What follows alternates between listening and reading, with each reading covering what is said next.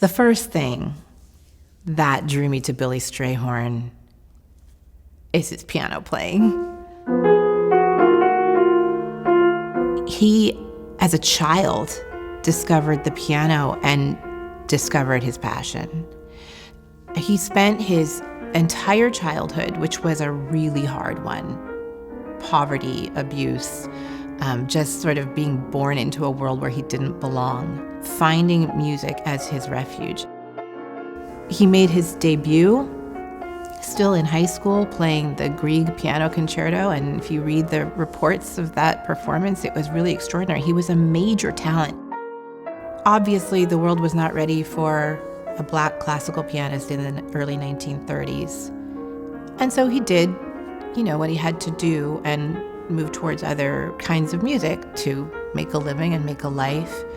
But for me, it's always been so evident that those roots in classical music, that love of classical music, stayed and informed everything else that he did. Of course, Billy Strayhorn's defining moment was when he met Duke Ellington. And that collaboration that lasted so many years and produced so many incredible songs defined him in so many ways. I think nobody knows that Billy Strayhorn wrote Take the A Train. He literally wrote Take the A Train when he was on his way to visit Ellington for the first time in New York City. Ellington had scrawled down his address when he first met Strayhorn in Pittsburgh and said, come look me up in the city.